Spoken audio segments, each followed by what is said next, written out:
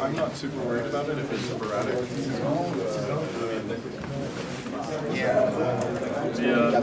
Après, le truc, c'est que tu poses des questions, les gens ils se parlent entre eux, tout ça, et on a personne qui sera apricots de merde. Ouais, d'accord. Tu peux pas payer quelqu'un 160K pour faire ça. C'est vrai que moi, après, si t'as envie de pick-up là-dessus. What is Docker? Docker? Well, Docker is an open source engine that lets you take any application and encapsulate it in a lightweight container that will run virtually anywhere.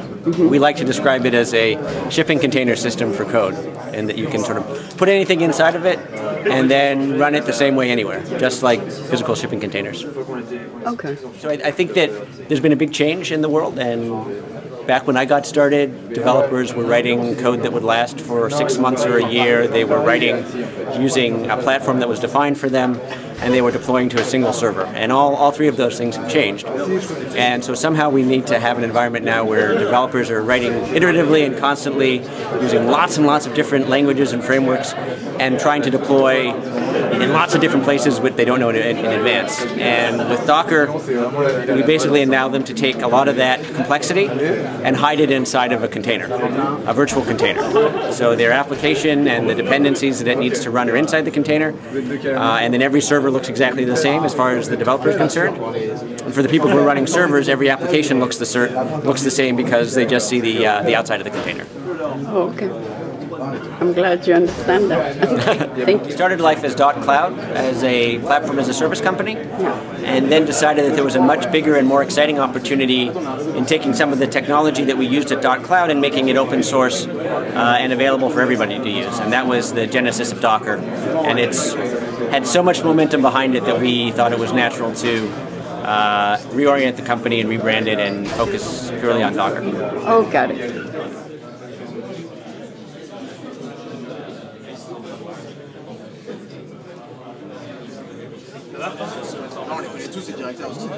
T'as déménagé 2 fois en une semaine, c'est bien. C'est vrai, je suis retourné. C'est pas mal. Mais il y a un truc comme ça dans le mur de salle de bain. Ouais, c'est pas grave, c'est pas grave. Au moins, voilà, c'est résolu. Non, Alors tu vois Tu es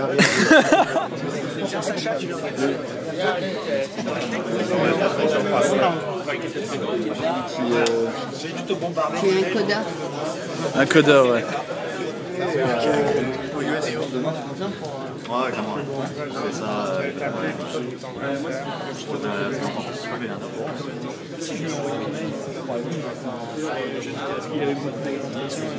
Ah ouais.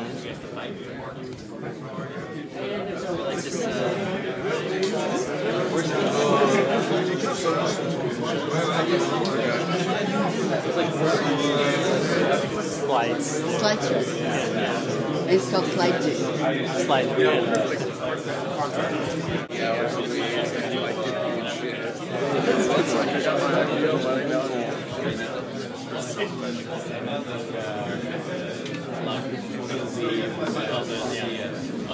Alex came up with the idea of like this is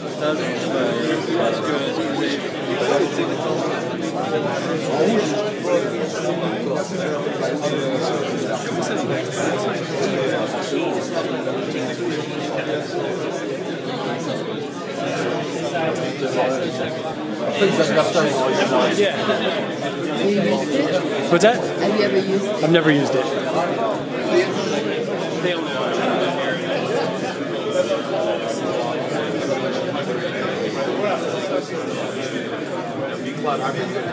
So actually,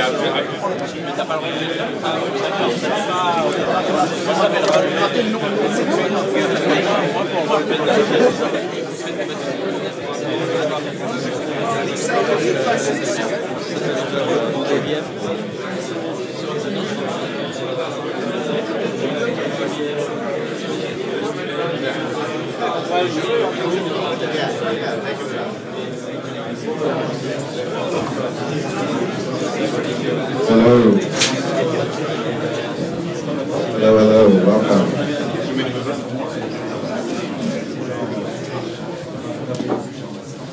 All right. Got a great crowd here. There are a couple random just chairs here. Don't be shy. Come in, make friends with your neighbors, etc. First off, thank you everybody for coming. My name is Blake Haggerty. I work here in San Francisco for Rackspace. I handle startup and developer relations, engagement, evangelism, whatever you want to call it these days. Anyways, we've got a great panel here for you today, but first I wanted to thank everybody who made this all happen. And it's quite a list this time to put this all together. So first off, we've got the French Alumni Network. A bunch of you are probably part of that. Thank you guys for helping us put this all together. We also have while42, more French.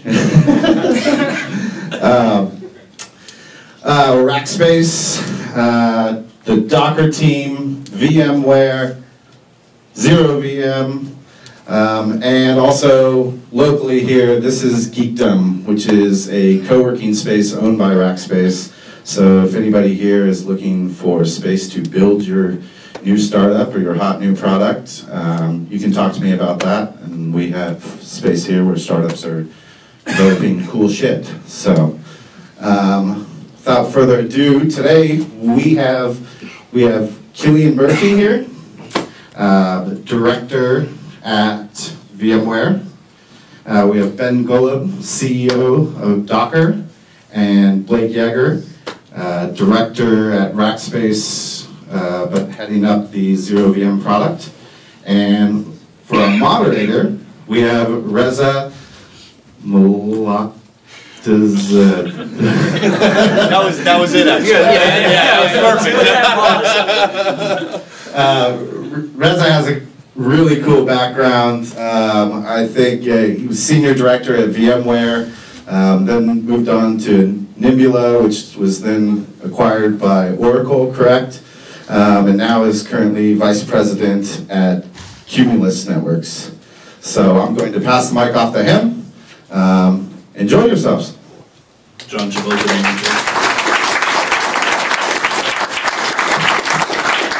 Great, thank you very much. I actually want to extend again thank you to Rackspace and Geekdom for hosting us. It's super exciting to have these guys support the panel and allow us to come here and give us food and drinks, which is great. So, and great to see so many people here.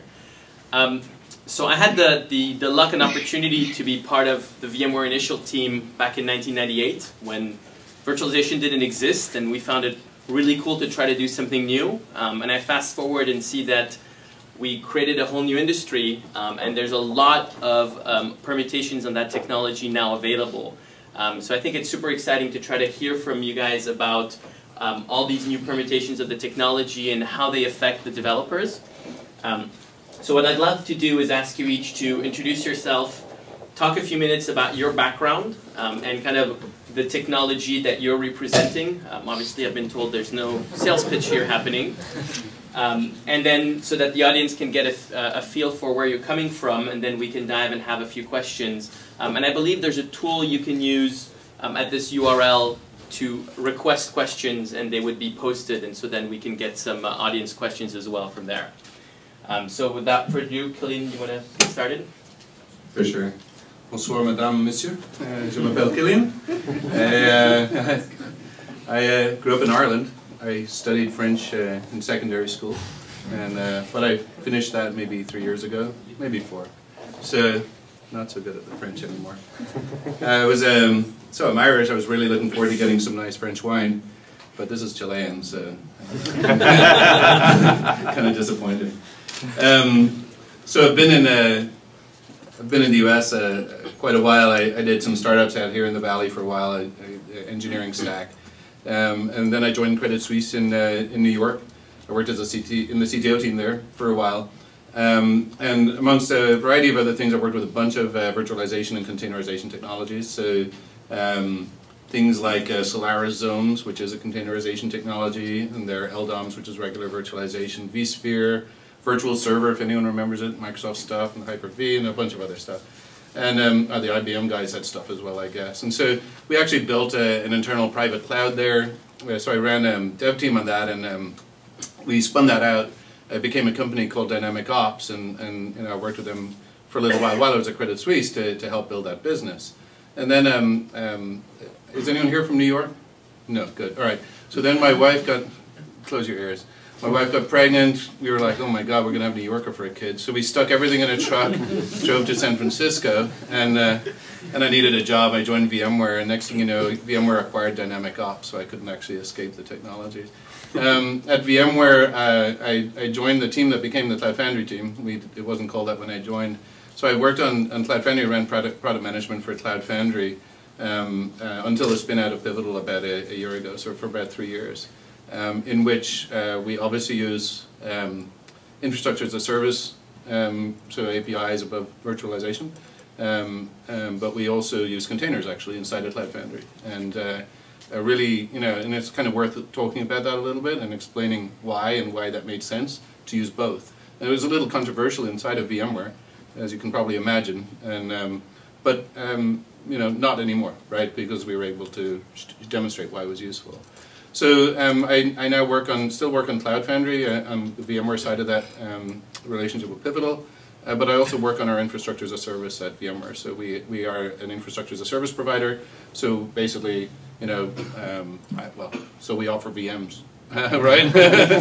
For one thing, and there you go. I'll hand it off to Ben, who's the Docker dude.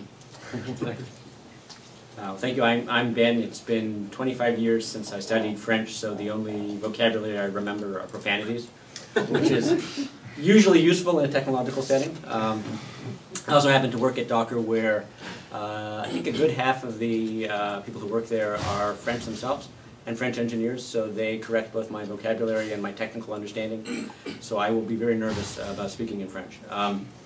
My background. That doesn't help. Actually, they would be offended if I drank Chilean wine. They convinced me that Chilean wine and California wine is undrinkable. So I'll stick with water. So Docker is my 5th startup.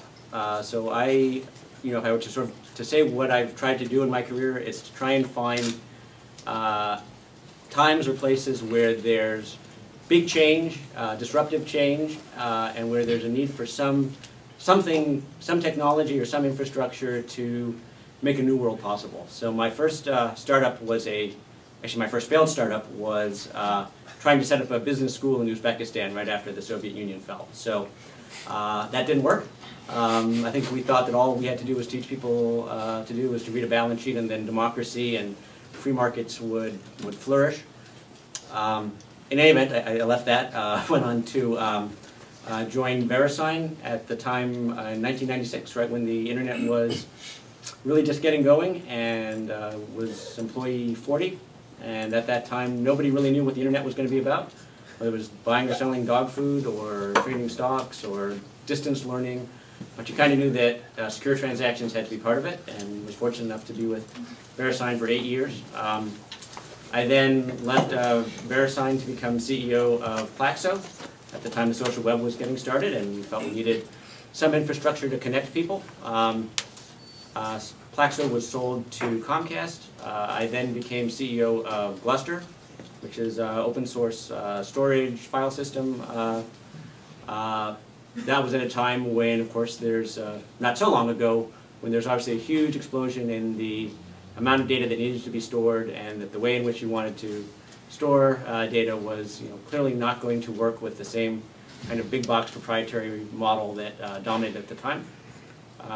We sold Gluster to Red Hat in 2011, and then at the beginning of 2013 ended up at Docker. And I think of all of them, I think Docker and the world that we're in is perhaps the most exciting, because if I were to look back when I got started in the business, if you were coding something that was going to last a year or 2 years, you were building something monolithic on a stack that was defined for you, and you were deploying to a single server.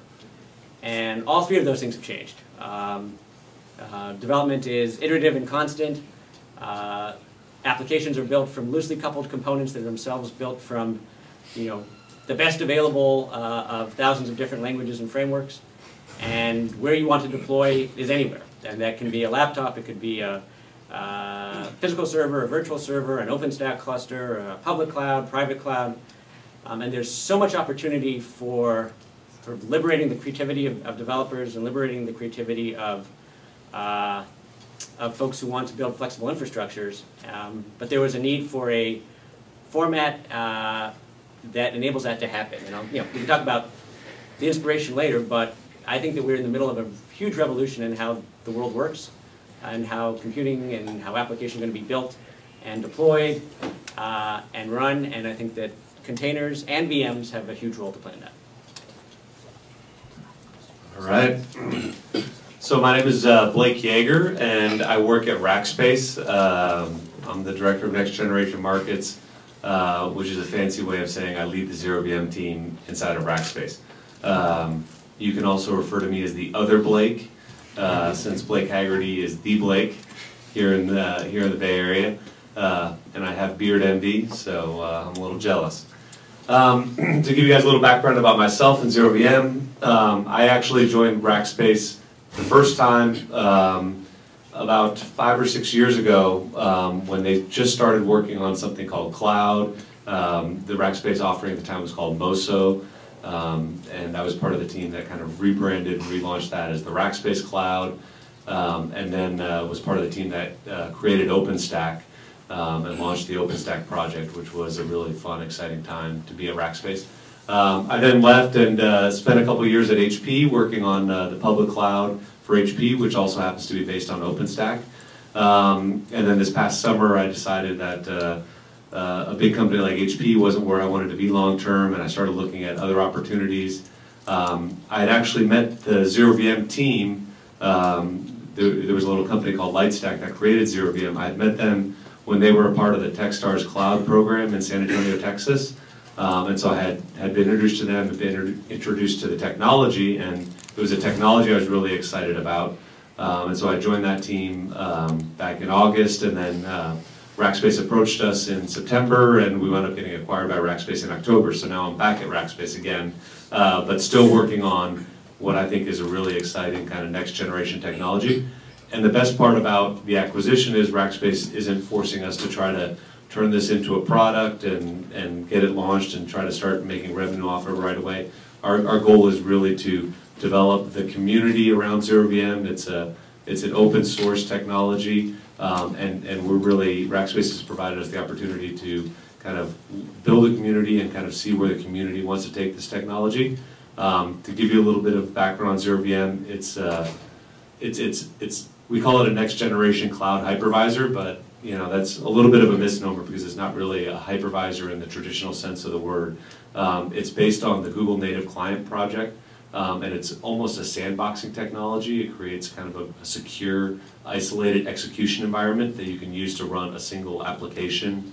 And basically what service providers can do is they can allow their end users to run any arbitrary code securely inside of a multi-tenant public cloud environment. So if you have data right now that you store in an object storage system, in the cloud, right now you basically, if you want to do any processing or manipulating of that data, you've got to actually extract it out of that system into either download it locally or load it into a compute cluster, do your processing, and then store the result. So with ZeroVM, service providers can actually allow users to execute and process their data natively inside of a public cloud multi-tenant environment. So. Cool. Thank you guys for the intros. I realize you each come from different companies that can compete at times, cooperate at other times, and I don't want the focus of the panel to be on that. I'd like the folks here to be able to leave the panel with an understanding that if my needs are A, B, and C, what is the right technology that I would want to take a look at, and why would I want to use that technology? So with that kind of in mind, and considering your rich technology backgrounds, I'd love to first start by establishing what the differences between these three approaches are, right? What is a VM? What is a container? You talked a little bit about the ZeroVM approach, but maybe, Killian, because you've been on the Cloud Foundry piece and VMware piece, do you want to share a little bit the differences between a VM, a standard full-blown VM, and a container, and what the benefits are? Sure. You guys aren't going to jump in my head, right? Not yet. All right. Well, I'll do my best, and maybe you can correct me. So, virtual machine is what it sounds like. So, in the beginning of virtualization, generally the virtualization layer ran actually on top of a host OS. Nowadays, we generally run what's called a hypervisor on the bare metal. And so every machine running on the physical machine is virtual, right? And they're completely isolated from each other. So the job of the hypervisor is essentially to virtualize or share the underlying physical hardware. So things like the CPU, the memory, the network, storage, all these different things are shared between the virtual machines running on top of the hardware. What that means in particular, right, is inside of each VM is a hardware stack, and then an operating system stack, and then applications. So the virtual machine it looks like a complete physical machine, right? And completely isolated from each other, right? And there's now a lot of history and so credibility behind that claim around isolation, right? A container, the place where I guess the isolation level or the place where that break happens is actually in the operating system. So in most container technologies that I'm aware of at least, you have a shared operating system. So shared physical hardware, shared operating system, but then separate containers above the operating system, right? And so that has both advantages and disadvantages, right? Which leads to different use cases for the two different technologies. So how did it? Very well. Good, yeah. Okay. So, would you, Ben, want to comment a little bit about what Docker does and if that's any different than this container definition, or if you have other things to add to that? Sure. I mean, so I think that you've gotten the basic idea that, a virtual server essentially tries to take, the notion of a single-purpose application server, physical application server, and sort of convert it into a single-purpose virtual server, which has a lot of great values, especially if you're trying to find a more efficient way to manage hardware or a way to combine, let's say, Microsoft, application server and run it on top of a Linux-based physical server. In the case of generic container technology, you're basically just taking the application as dependency and running it on the physical host's operating system, OS. So you can sort of think of it actually very similar to the way that applications are handled on an Android phone. So that, if the problem that you're trying to solve is how do I take applications and flexibly move them across different hosts or move them across clouds, or if I want to create an environment where I can quickly create and modify and build applications, then for many of those situations a container format is a much better format. Container technology had been around for a while. What Docker tried to do was take the raw technology that was around containers, whose use was for the most part limited to organizations like Google or service providers where they had lots of specialized technology and techniques, and the containers were not intended to be used outside of that environment, and basically standardize it. So if you look at our logo, we've got shipping containers on it, and there's a reason for that. Shipping containers in the physical world are not just steel boxes. They're steel boxes that are a particular size and that have hooks and holes in all the same places, which means that you can put anything inside of a physical shipping container, seal it up, and then stop worrying because that same box can go from a ship to a train to a truck to a crane without being modified. And the people who are running the ships don't really need to worry a lot about what's on the inside because all containers act the same way. And people who are shipping things don't have to worry about where they're going. And we're trying to do the same thing with Docker, to try and build an ecosystem around Docker so that there's standardization around how you build applications, so that a Docker container will run anywhere, or today anywhere means any Linux server, any flavor of Linux, Red Hat or Ubuntu or physical or virtual or in the cloud or not, and designed in such a way that you have libraries that you can build from, that it's easy to integrate with other tools that people are using. And so that's really what Docker is about. It's as much about the ecosystem and standardization around containers as the base container technology itself.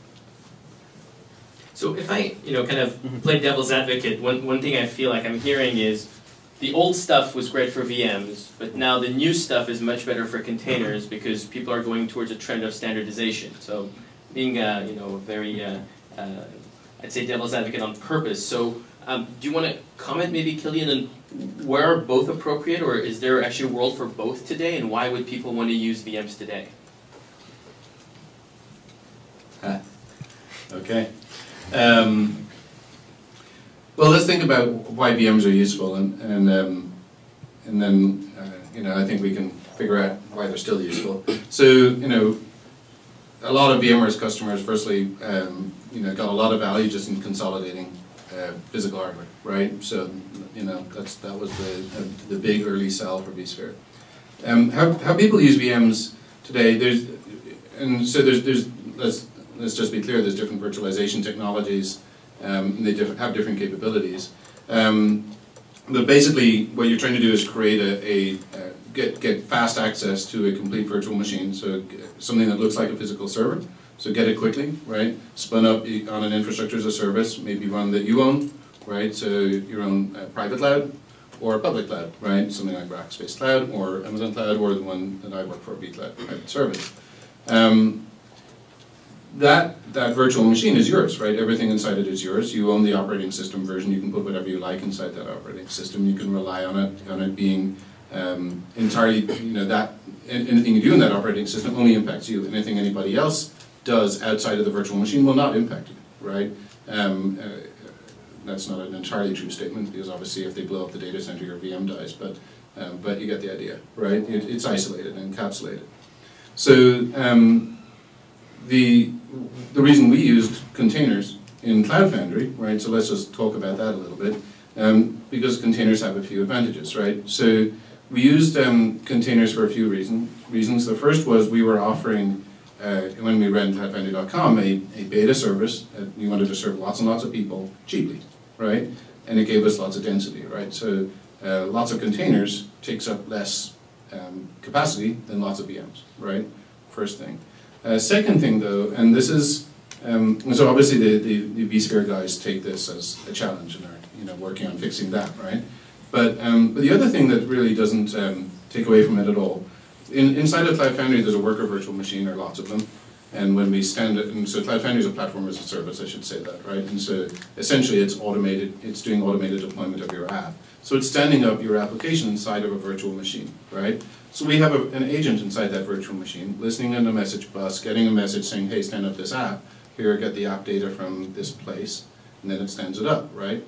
Now, that app is anybody's app. It could be your app, right? And if you're a naughty person, you might decide, hey, I'm going to go and mess around with their network, and maybe I'm going to puke on their data store and send funny messages on their message bus and things like that. So we wanted to isolate the app within that VM, right? And so that's why we run it inside a container inside of the VM, right? So there's a role for, especially in that use case, right, of where we're running third-party code, and we have an agent-based deployment of that third-party code. We want to isolate that code, and so within the VM, right? So that's why we use containers and VMs in Cloud Foundry. VM is incredibly powerful in, I can give you just some examples of how we were using virtual machines. In cloudfoundry.com, or in these kind of a public PaaS service, many hundreds, if not thousands of virtual machines, right? And so we can create those virtual machines basically just by calling an API, right? Put code inside of them, right? And configure it and so on, so all these virtual machines talk to each other. They can be on different networks, talking to different data stores, so we can have all kinds of security. And that can be completely disassociated from the physical infrastructure, right? So the way that they access storage, networks, everything else is completely separate from how it's actually laid out physically. But then when we wanted to do an update of the software that we were running, we never patch the existing code. We always create a new virtual machine. We join it to whatever cluster it's part of, so it's listening on, it's a part of a load balanced HTTP session, or maybe it's on a message bus or something like that. So join that new virtual machine running new code to the cluster, and then destroy one of the old ones. And create a new one, destroy an old one, create a new one, destroy an old one. And so that way we don't have to deal with patch management, right? So we're not patching any virtual machines, we're not patching anything, right? Everything is built from scratch, new code every time, right? And we can have zero downtime updates, assuming that we can do that, you know, create a new, kill an old type approach, right? Which works most of the time, but there's some use cases where it doesn't. So that's the function of the virtualization and the virtual machines. It really is very powerful, right? There's a few other interesting things we can do, like for example, we can move virtual machines around. So, you know, I can just give you an example in my old employer, Credit Suisse, where if we wanted to maintain a server, so we need to take it out of commission, we could migrate all the virtual machines off that server. So nobody who's using those knows, right? You can literally, like the demos of the, you know, shows, we'll have a movie playing from a virtual machine running on that server, and migrate it to a different server. You will not see a glitch in the movie, right? So it's incredible, it's really quite remarkable. We can move all the virtual machines off that server and then turn that server off. And nobody knows that that server went out of commission, right? So it's incredibly powerful, right, being able to do that. And we do load balancing and all that kind of stuff. So that's what people use virtual machines for. You know, different virtualization technologies have different capabilities, and so they use it in different ways.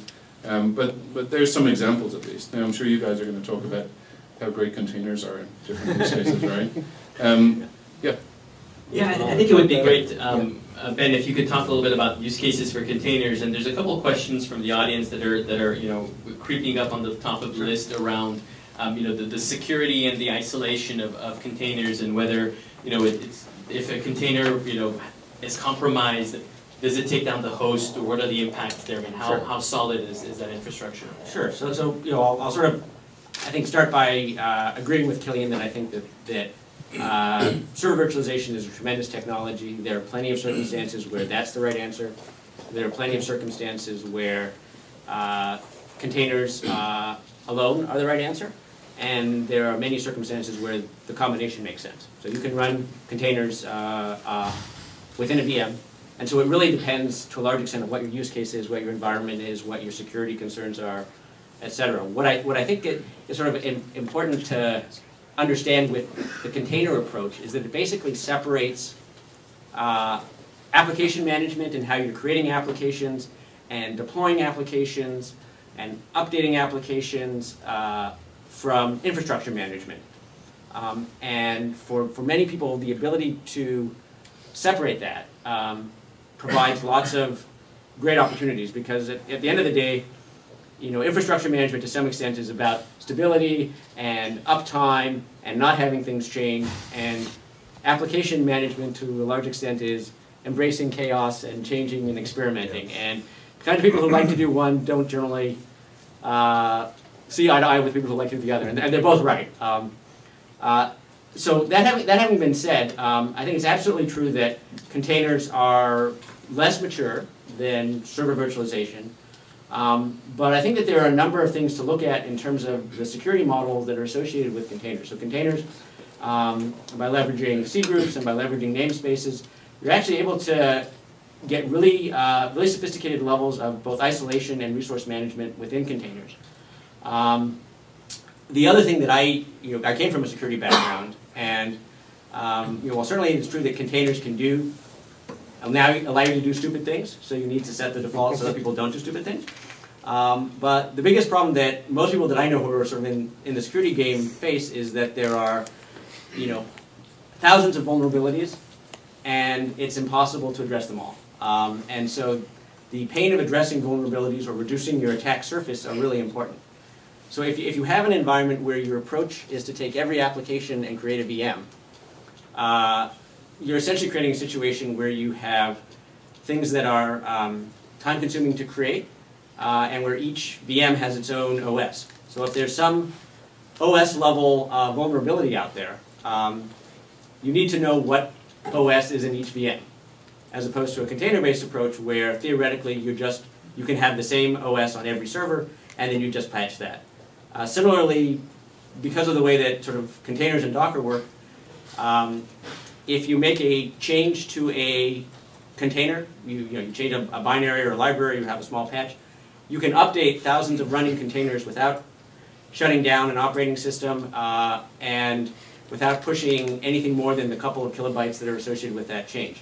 So you create an environment where I think you can get more standardization, less attack vectors, and make it easier to address problems as they arise. So I'm not saying containers are better or VMs are worse, but I'm saying that they offer different approaches towards solving problems. Great, thank you. So Blake, you commented that today you guys were not focused on putting a product out, and you were more focused on building a community. But would you mind commenting on kind of what are the right use cases for your approach? And although you guys are probably even less mature than containers, or maybe you'll want to say that I'm wrong there, what is kind of the direction you're taking and where you feel you're going to bring the most value to developers? Yeah, so I mean, I think it's a fair statement that ZeroVM is a very, a new technology, and so we've got a lot of maturing to do. And I think as a team inside of Rackspace, we've got a lot of ideas about where this technology can go, and what we're really hoping is, as we start to build the community, that there's other really smart people out there that get involved and kind of help us define the direction. When we look at the use cases that are really well suited to ZeroVM right now, so to give you an idea of kind of one of the differences that we've been talking about the operating system. So in a traditional VM, every VM has its own copy of the operating system. So if you want to patch something on your own or do something at the operating system level, you can do that with your VM. With the containers, you usually have a shared operating system. Well, with ZeroVM, there is no operating system. It's literally just a raw x86 execution environment for your one application to execute in.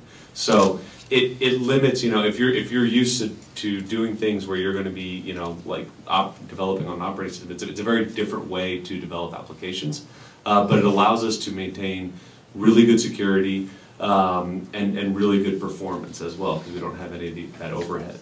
And so the use cases that we're focused on are really, there's two kind of families of use cases. One is what we call data local computing, so where you have data that's in some sort of service somewhere. It might be an object storage service, it could be some other sort of database service or something.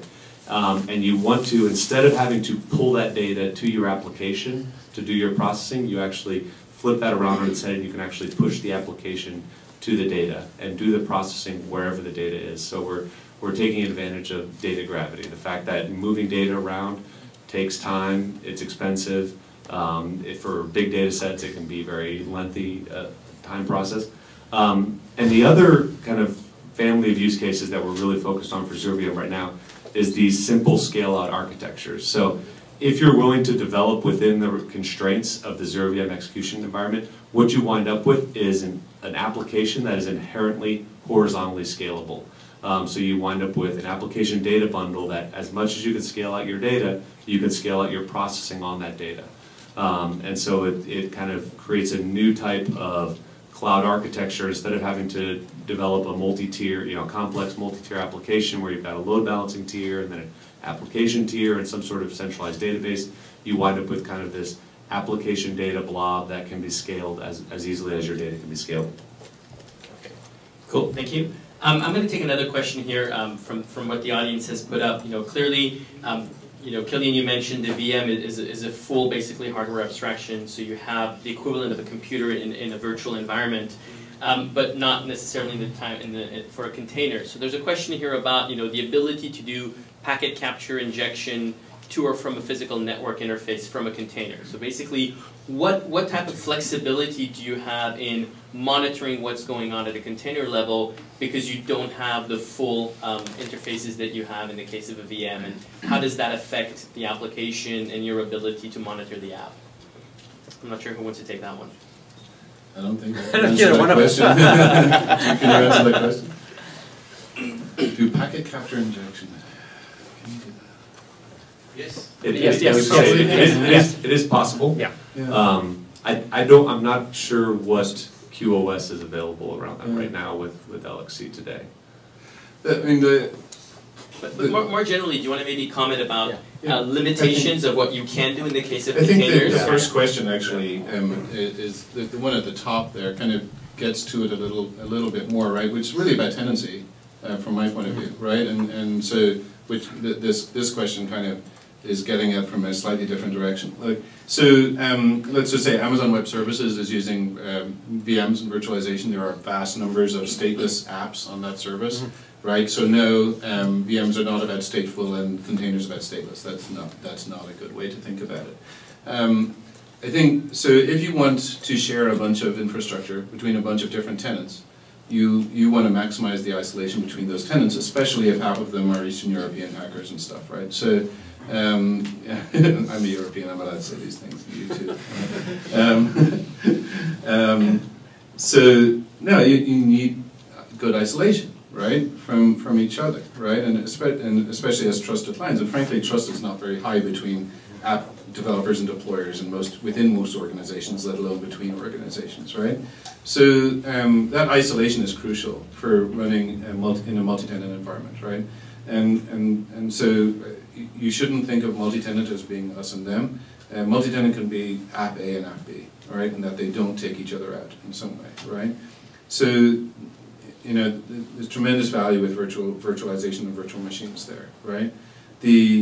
From my point of view, you know, you were talking about managing apps using containers, right, and versus managing infrastructure. But you know, if you're managing apps at in a production level and so on, you know, versus messing around, I'm paraphrasing you. I don't know how you actually said it, but so you know, if you're a developer, containers are fantastically useful. There's no question, right? You know, I've been using Docker for the last few weeks to play around with it, try a bunch of things.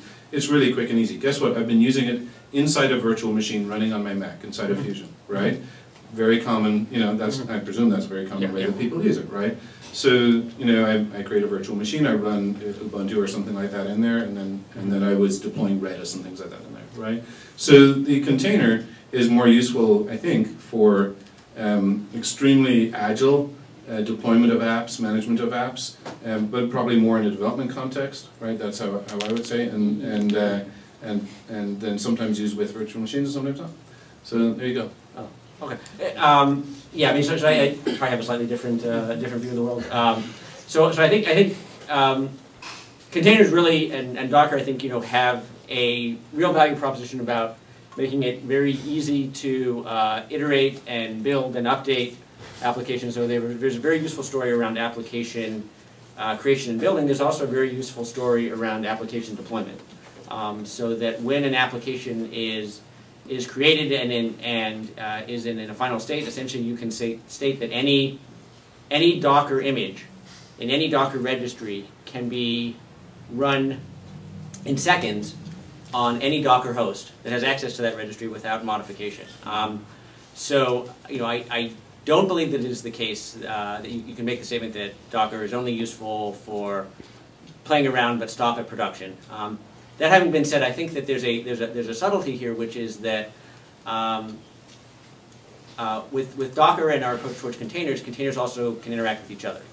And so there's, you know, for more complex applications, you can define how containers interact with each other, how they share volumes, how they set up networking. And so it is absolutely the case that we have users out there today who are using Docker in production, people like Baidu and Yandex and Mailgun, who are running very sophisticated applications at very high scales with very high levels of uptime. That's even though we ourselves say that Docker is not ready for prime time. So we say it's not ready for production, they cheerfully ignore us. But I would say that it is also the case that for many use cases, the right answer is to run Docker inside of a VM. So rather than running, you know, 1,000 different VMs, you know, you have 10 VMs, each of which is running 100 containers, and that's a perfectly reasonable approach. Right. But aren't you going to have like additional overheads in performance and management, or how do you actually manage that environment if you keep running them inside other things? Well, no, I mean, so I think you certainly have much less overhead if you have 10 VMs. So containers tend to have a lot lower overhead than VMs, just because, you know, you're not, you know, you don't have a separate guest OS, you don't have, you know, trying to replicate the entire, you know, virtual disk and things like that. But often the right trade-off, there's some trade-off that you want to make in terms of the type of isolation and management tools that you have versus overhead. So running 10 VMs, each of which has 100 containers, is certainly less overhead than running 1,000 VMs. And for some applications, you know, scale-out type applications, the right answer is, you know, containers on bare metal. In others, it's containers inside of VMs. and in some cases the right answer is straight VMs. And I think it really depends on what your use case is and what it is that you're trying to do. But I think that people need to understand all of these technologies, including ZeroVM, to find the right answer. Yeah, so if you don't mind, I'd like to answer the top two questions right now. They're kind of related and they're similar, and they're about kind of isolation and QoS and security using containers. And this should really be headed towards Ben, but I think hopefully maybe you guys will believe it more if I tell you. But I think so there was a lot of FUD, and some of this is actually based in truthfulness. A couple of years ago, I think containers the technology had not evolved enough, and I'm not talking about Docker now, I'm talking about the underlying containerization technology. So LXC in the case of Docker, OpenVZ is another alternative out there. And the idea with the container is we don't want to have all the overhead of virtualizing an entire new set of hardware for every virtual machine, so we're going to share some of these resources and we'll create a much more lightweight container to give people. And there were issues with resource hogging, that C groups wasn't really mature enough to do kind of true QoS on everything. There were some security issues, and you really couldn't use this if you had untrusted. And some of those issues still exist to a certain degree today, but the technology's come a long way in the last couple of years.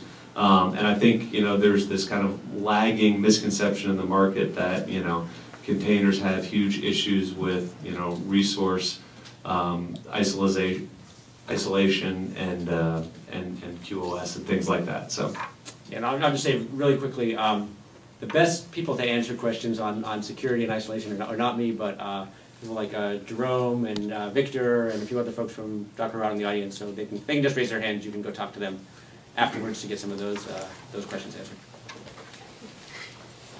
Okay, so what would you guys, if we let aside a little bit just the technology approach and look more at industry trends, clearly, there seems to be a trend where we've gone from these full-blown VMs to something that's lightweight and something that's even lighter weight. Would you say that that's kind of the overall trend, and that as containers become more mature, VMs will disappear, or do you feel that there's always going to be a need for coexistence for things that are just simply never going to be, reaching the maturity level required for that? I'll give you my point of view. Firstly, Ben's right that I was thinking about it while you were talking, and so using say Docker as essentially a deployment tool is a totally reasonable thing to do in production. You're right about that. I guess I was thinking mostly about isolation and tenancy. Okay, right? Yeah. So which brings me to your question.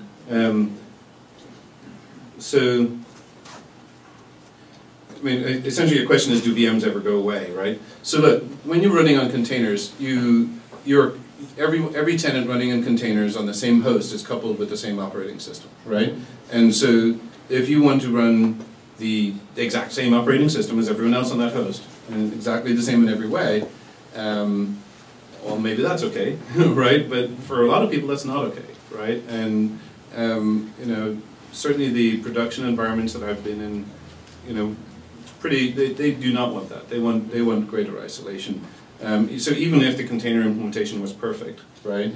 And so the apps they still don't want to have that version coupling, so to speak, right? They want to be able to independently run on different versions of the OS and not have some gigantic coordinated maintenance update where everyone updates their apps OS at the same time or something. So no, I don't think VMs are going away anytime soon, right? I really don't. I mean, obviously VMware pays my salary, so I'm not allowed to think that. But ignoring that, I really don't. I think the two things, I really think the two technologies work really well together, right?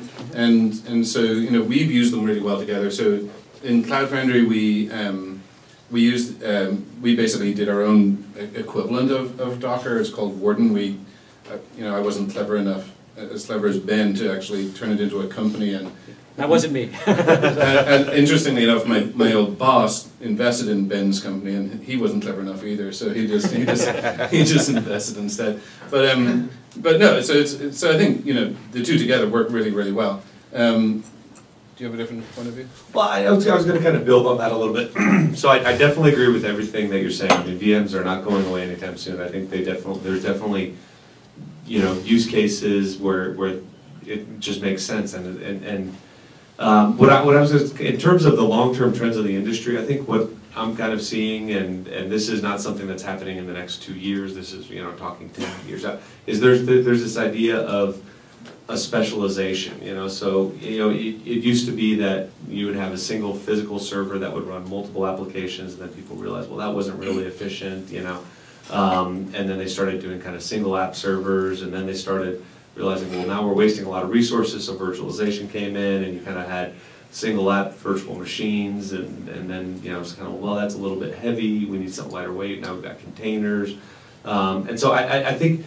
there is this focus there. You know, at the end of the day, developers don't want to think about infrastructure. They don't want to think about the underlying physical infrastructure. And so the progression and the trend that I see is, you know, is technologies that are evolving that allow developers to think about things other than the underlying hardware and the physical infrastructure that they're having to run on.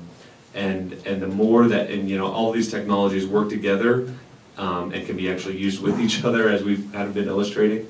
But I think at the end of the day, the goal is for developers to be able to write applications, and not just, you know, personal blog type of applications, but real applications that do real things, where they're not having to worry about that underlying infrastructure. You know, and that's, you know, Cloud Foundry is the perfect example of a project to solve that kind of need, and it's leveraging these technologies that are making that type of infrastructure a reality. Yeah, I mean, I think I would just add that I think that in terms of, you know, unstoppable trends, you know, it's very clear that the cloud writ large, you know, the sort of abstraction and commodification of resources that are in a pool that is available for use is clearly an unstoppable trend. I think the trend towards, you know, big data type applications where you're trying to run the same application across large numbers of servers, and where you want to get high levels of performance and be able to scale up and scale down rapidly, that's not going to change. And I think that the sort of inherent desire of developers to be creative and try new things is clearly not a trend that's going to go away anytime soon. So I think, just again, as the analogy to the physical world, what you want to do is you want to have the right level of abstraction and separation of concerns, so that developers can be creative and try new things and stitch together applications from components, and not have that mess up or have to worry a lot about the infrastructure management. And similarly, have the people who are trying to run these massive infrastructures, put them in a position where they don't get screwed up every time a developer tries something new. And I think that at times that unit of abstraction is going to be a VM. And at times it's going to be a container. But I think that it is inevitable that the use of containers is going to grow very rapidly, and I think that the use of VMs is going to grow very rapidly as well.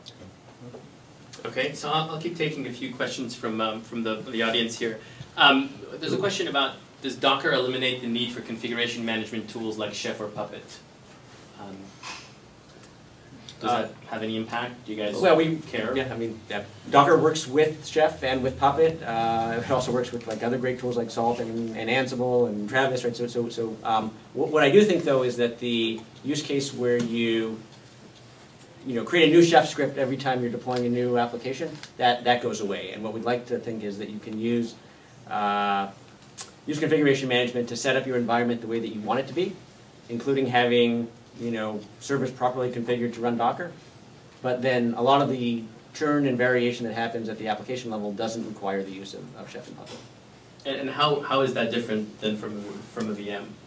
Why is it actually different from a VM? So yeah, that requirement of use of those configurations. Well, I would say, I mean, so I think when you think about the difference between a VM and a container, and then you think about the difference between Docker and a VM, I mean, so Docker does go up into some of that configuration management and image management for you, whereas just kind of a plain container and a plain VM wouldn't. And so, it could, depending on your application design, you could just eliminate Chef and Puppet completely and use Docker for that.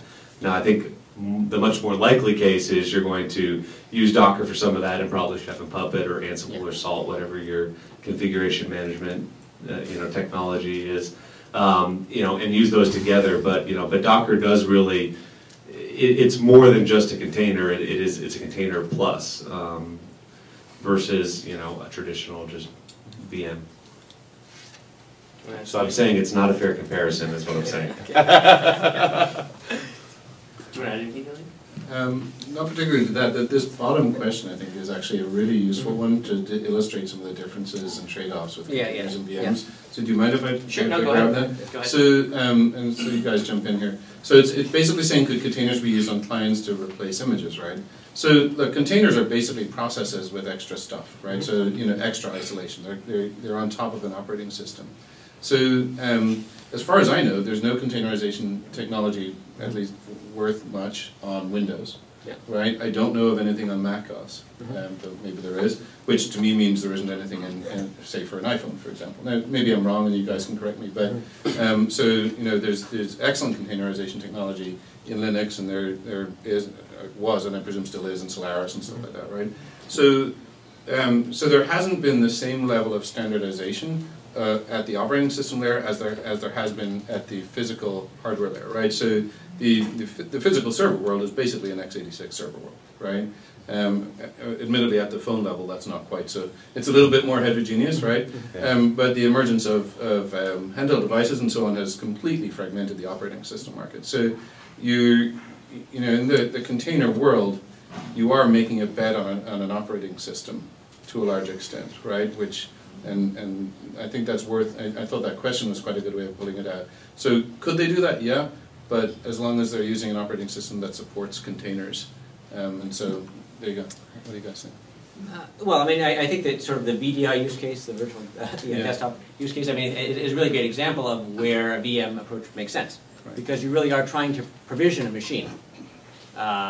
And so having a virtual machine is the right approach.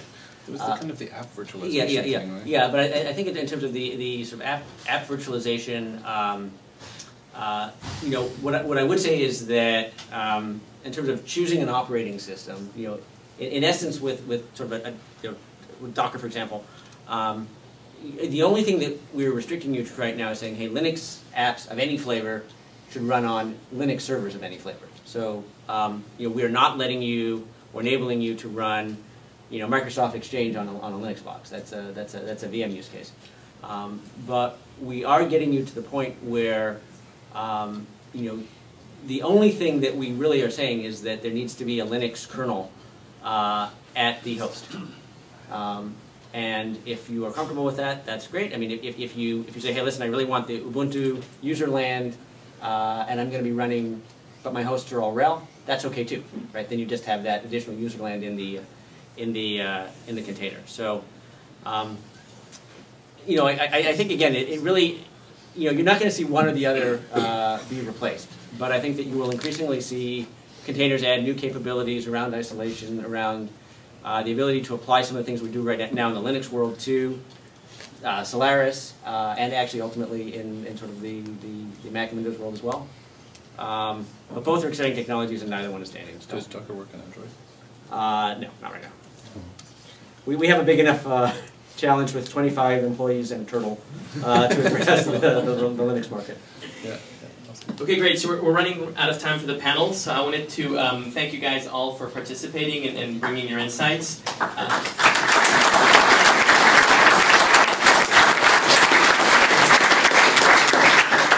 If VMware ends up buying Docker, then Jerry will have made double on his investment. Yeah, I guess. But thank you again. I think, Julien, you want to take a group picture? Do you want to do it now? So this is special, we are lots. So what we're going to do is you turn around, you look at this guy, and you smile.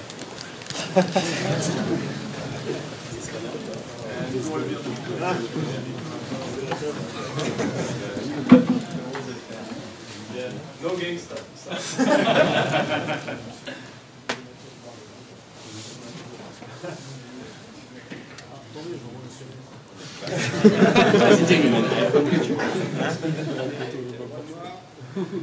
Everybody, raise your hand. Thank you very much. Thanks, Ben. Thanks, Killian. Hey, thank you, Reza. Appreciate it. Thank you. Ben, enjoyed it. Thank you. Nice to kill it. Cheers.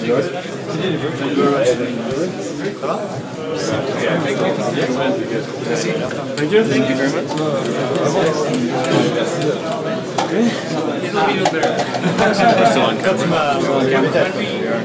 Don't say any rude words. I told you that's the only French I know.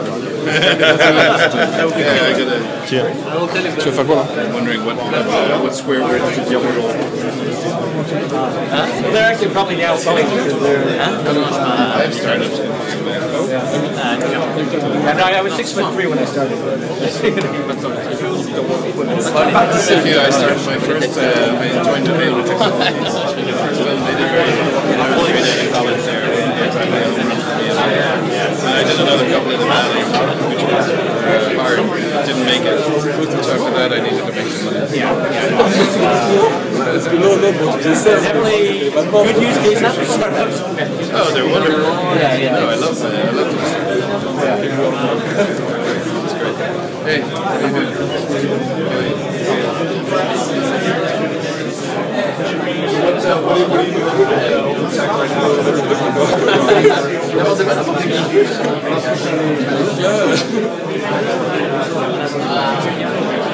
Bonsoir, c'est ça?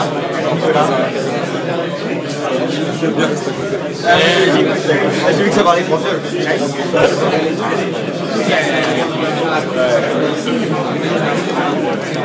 J'ai pas marqué.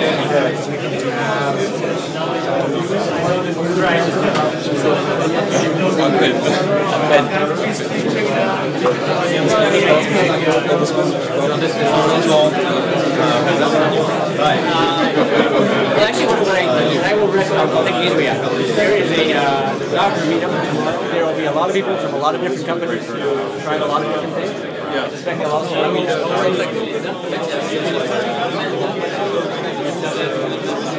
Ouais, tout à fait. T'auras un seul jeu.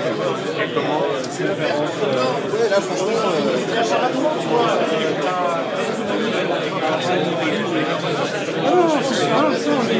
n'y a pas forcément d'impact, mais c'est un truc qui va se prendre.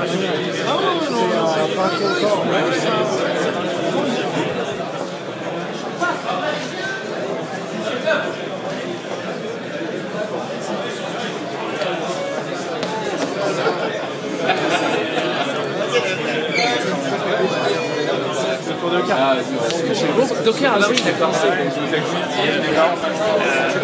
Mais on n'est jamais été dans l'entrée, donc c'est en train d'arriver là, donc c'est un moment qui est un peu excitant.